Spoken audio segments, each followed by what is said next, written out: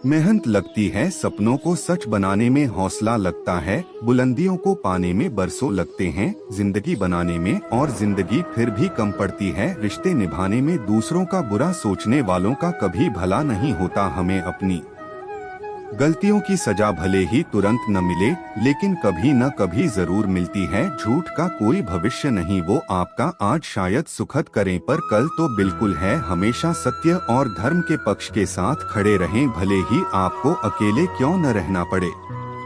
श्री कृष्ण कहते हैं, गलतियां कीजिए हो तो सबसे होती है, पर कभी किसी के साथ गलत न कीजिए। जहाँ तेरे अपने तेरा हाथ छोड़ेंगे, वहाँ मैं तेरा हाथ थाम लूंगा। कर्म भूमि की दुनिया में शर्म सभी को करना है, भगवान सिर्फ लकीरें देता है, रंग राह में ही भरना है। कोई भरोसा और तोड़े तो उसका भी धन्यवाद कीजिए, क्योंकि वो हमें सिखाता है कि भरोसा बहुत सोच समझकर करना चाहिए।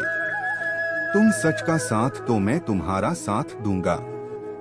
मनुष्य अपने विचारों से ऊंचाइयां छू सकता है और खुद को गिरा भी सकता है, क्योंकि हर व्यक्ति खुद का मित्र भी होता है और शत्रु भी। जब तक आप जीवन में स्वयं को चुनौती नहीं देते, तब तक आप नहीं जान सकेंगे कि आप में कितनी क्षमता। श्री कृष्ण कहते हैं, फन से अपने बच्चों को सुरक्षित जीवन और घोंसला बनाकर में देते व उन्हें और नेकी कला और लड़ने का हौसला देकर आसमान के लिए छोड़ देते हैं। किसी को हराना अहंकार है, लेकिन खुद को से बेहतर बनाना संस्कार। इंतजार तो मुझे उस ऋतु का है जिसमें पानी नहीं, तेरा प्यार से कठिन परिस्थितियों।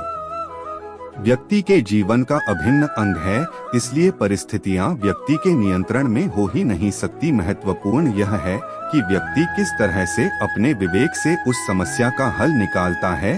श्री कृष्ण कहते हैं, जो मनुष्य जीवन में सत्य का मार्ग चुनता है, उसका सफर मुझ तक ही आके समाप्त होता है। सफलता का कोई मंत्र नहीं है, यह सिर्फ मेहनत और लगन का फल होता है। कोशिश करें कि जीवन का हर पल अच्छा गुजरे, तो के जीवन अधिक समय के लिए नहीं रहता है, परंतु अच्छी यादें हमेशा जिंदा रहती हैं। इस संसार में देखने के लिए बहुत सारी खूबसूरत स्थान है, पर सबसे खूबसूरत जगह है बंद आँखों से अपने भीतर देखना।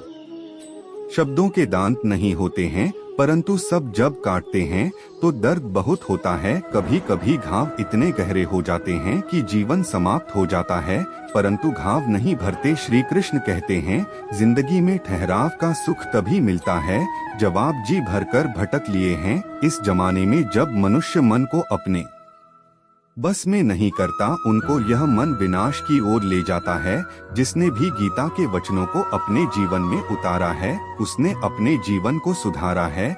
जैसे इंसान के मन में सदा और आशाएं होती है, वह जिंदगी की हर परिस्थिति में जीता है। तरकश से तीर निकालने वाला हर योद्धा महान नहीं होता, और इस आहार में अर्जुन जैसा धनुर्धर नहीं होता। जब न्याय का फैसला सत्य के पक्ष में न हो तो शस्त्र उठाना आवश्यक हो जाता है। आपके द्वारा किया जाने वाला अहिर्वार यह दिखाता है कि आपको संस्कार कैसे मिले। कोई भी इंसान जन्म से नहीं बल्कि अपने कर्मों से महान बनता है। मेरा तेरा छोटा बड़ा अपना पराया मन से मिटा दूं, फिर सब तुम्हारा है और तुम सबके हो। क्रोध से भ्रम पैदा होता है, भ्रम से बुद्धि व्यग्र होती है, जब बुद्धि व्यग्र होती है तब तक नष्ट हो जाता है। जब तक नष्ट होता है तो व्यक्ति का पतन हो जाता है। जन्म लेने वाले के लिए मृत्यु उतनी ही निश्चित है जितना कि मृत्यु होने वालों के लिए जन्म लेना। इसलिए जो अपरिहार्य है उस पर शोक मत करो। मनुष्य अपने विश्वास से निर्मित होता है। मुझे ऐसा विश्वास करता है वैसा बन जाता है। अपने अनिवार्य कार्य करो, क्योंकि वास्तव में कार्य करना निष्क्रियता से बेहतर है। भाग्य के भरोसे केवल वही लोग बैठे रहते हैं जो जीवन में कुछ करने के लिए अंदर से प्रेरित नहीं होते हैं।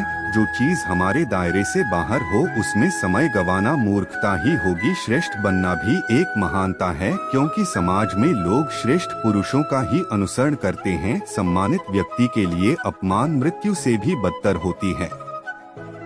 इस जीवन में कुछ भी व्यर्थ नहीं होता है। बुद्धिमान व्यक्ति ईश्वर के सिवा और किसी पर निर्भर नहीं रहता। श्री कृष्ण कहते हैं, समय से पहले और भाग्य से अधिक कभी किसी को कुछ नहीं मिलता है। जो व्यवहार आपको दूसरों से पसंद न हो, ऐसा व्यवहार आप दूसरों के साथ भी न करें। जब जब इस धरती पर पाप, अहंकार और अधम बढ़ेगा तो उसका विनाश कर पुनः धर्म की स्थापना करने हेतु मैं अवश्य अवतार लूंगा। मैं भूतकाल, वर्तमान और भविष्य काल के सभी जीवों को जानता, लेकिन वास्तविकता में कोई मुझे नहीं जानता। केवल व्यक्ति का मन ही किसी का मित्र और शत्रु होता है। श्री कृष्ण कहते हैं, जो मुझे सर्वत्र देखता है और सब कुछ मुझ में देखता है, उसके लिए नाम है कभी अदृश्य होता और न वह मेरे लिए कभी अदृश्य होता है।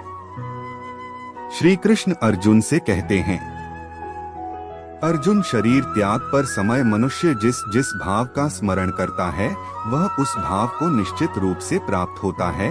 यदि कोई प्रेम तथा भक्ति पूर्वक मुझे पत्र, पुष्प, फल या जल प्रदान करता है तो मैं उसे स्वीकार करता। जो सुख दुख में, भय तथा चिंता में संभाव रहता है वह मुझे अत्यंत प्रिय है। श्री कृष्ण कहते हैं, तुम्हारा क्या गया जो तुम रो रहे हो? तुम क्या लाए थे जो तुमने खो दिया? तुमने क्या फायदा क्या जो नष्ट हो गया है? तुमने जो लिया यहीं से लिया, जो दिया यहीं पर दिया। जो आज तुम्हारा है वो कल किसी और का होगा, क्योंकि परिवर्तन संसार का नियम है।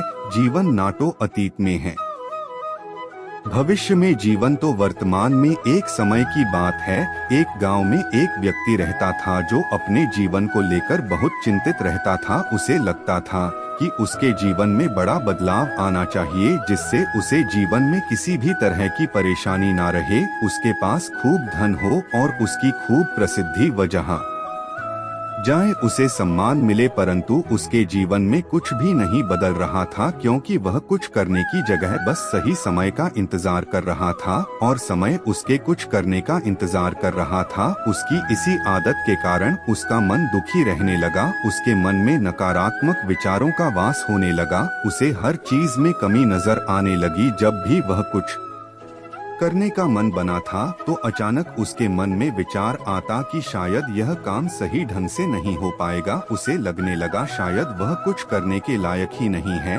इसका परिणाम यह हुआ कि उसका जीवन पहले से भी दुख में हो गया। उसे समझ नहीं आ रहा था कि वह इस परिस्थिति से बाहर कैसे निकले। कैसे हुआ कोई ऐसा काम करे जिससे वह सफल हो सके। दिन बीतते जा रहे थे, लेकिन उसे अपनी समस्या का कोई समाधान नहीं मिल रहा था। उसी दौरान उनके गांव में एक साधु आए, जिनकी प्रसिद्धि दूर दूर तक सब ऐसा कहते थे कि उनके पास हर समस्या का हल मिल जाता है।